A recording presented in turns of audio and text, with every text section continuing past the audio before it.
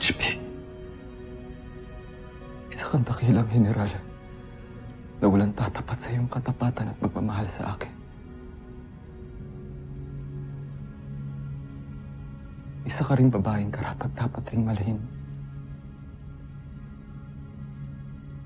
Ngunit hindi ko na ipakita sa iyo. Dahil sa aking bulag na katapatan sa ating emperador. Tinuring ko siyang ama. Tinulungan ko siya sa kanyang misyon. Pinangako kong ibuwis ang aking buhay para sa kanyang imperyo. Ngunit hindi ko alam siya mismo ang papatay sa babaeng.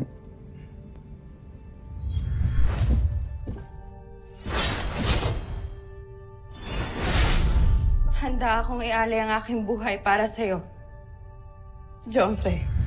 Labis ako nag-alala sa'yo. So, nagtungo ka sa kampo ng Voltas 5. Baka kasi makasaktan ka nila. Mapagkakatiwalaan ba talaga kita, General Zandra? Gaya ng sinabi ko sa inyo, iaalay ko sa inyo ang aking buong katapatan.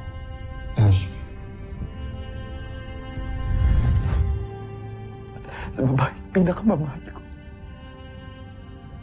Oh, Sandra.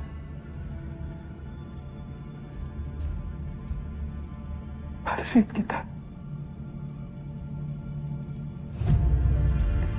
Mahal na mahal kita, Sandra.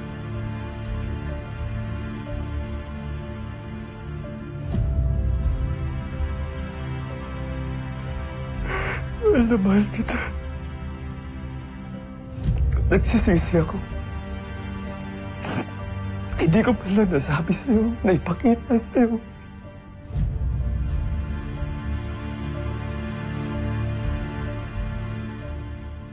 Doon ko nawala sa aking piling.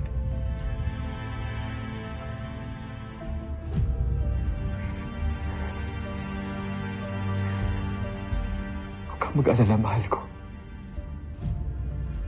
Gaganti ako. Gaganti ako para sa'yo, mahal ko.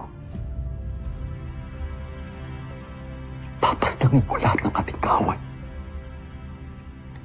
Kahit ibig sabihin ng ialay kong aking buhay, hindi ako mag-aatubili. Ialay ito para makamit ang tagumpay.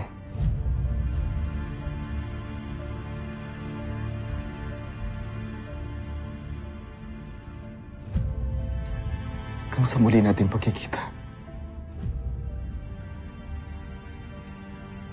Paalam, Najmi.